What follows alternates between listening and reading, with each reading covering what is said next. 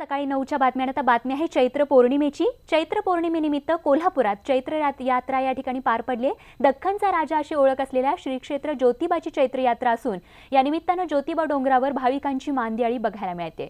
तर दरवर्षीप्रमाणे यंदा देखील पारंपरिक पद्धतीने ही यात्रा या ठिकाणी सुरू आहे. पहाटे मुख्य गाभाऱ्यामध्ये मूर्तीवर अभिषेक करण्यात आला, तर नंतर दुपारी या ठिकाणी सासन काठ्यांचं पूजन झाल्यानंतर याच सासन काठ्यांच्या मिरवणुका ज्योतिबाच्या डोंगरावर बघायला मिळतात. तर काल रात्री देखील मंदिर परिसरात पालखी सोहळा दिमाखात पार पडला. गुलाल आणि खोबऱ्याची उधळण करत ज्योतिबाच्या नावानं चांगभलचा गजर ज्योतिबाच्या डोंगरावर ऐकायला मिळतोय.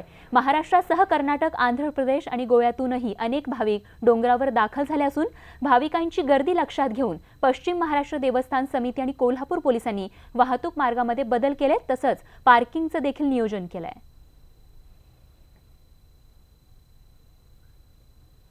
तर ज्योतिबाच्या यात्रेतील एका भव्य अन्नछत्रालयात भाविकांची एकच गर्दी बघायला मिळते.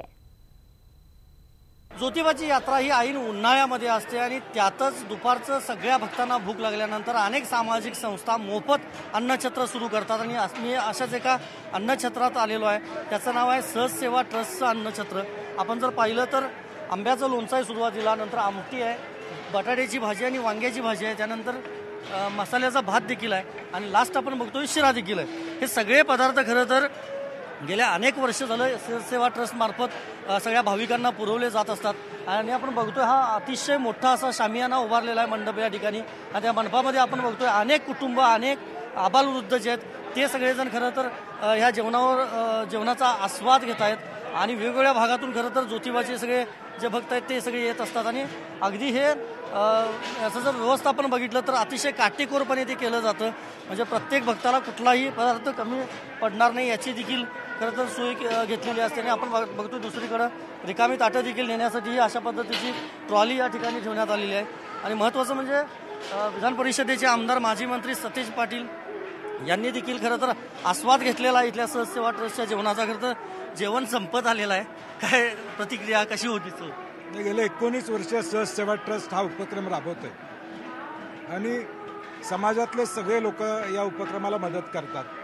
19 वर्षापूर्वी सुरुवात केली त्यावेळी हे नाविन्यपूर्ण होतं. त्यानंतर सहज सेवामुळे अनेकांनी प्रेरणा घेतली, परंतु आज लाखो लोक इथं या प्रसादाचा आस्वाद घेतात. आणि एक पुण्याईचं काम सहज सेवा ट्रस्टने केलेलं आहे.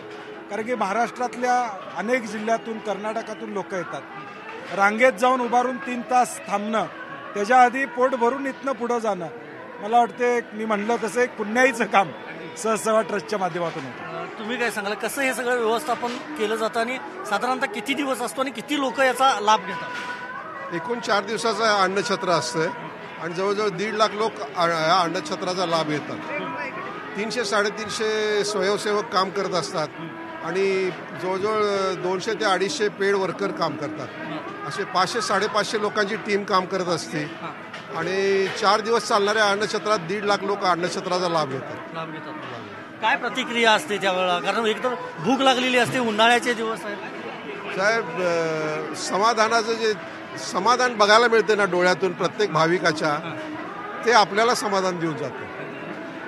भाविकांना समाधान मिळतं. खरं तर मी देखील ज्योतिबाची यात्रा सकाळपासून आज कव्हर करतोय, त्यामुळे आता मला देखील भूक लागली आणि मी याच सहसेवा ट्रस्टच्या अन्नछत्राचा आता लाभ घेणार आहे. व्हिडिओ जर्नलिस्ट प्रमोद सोनवडेसह संदीप राजकोळकर, न्यूज 18 लोकमत, ज्योतिबा डोंगर.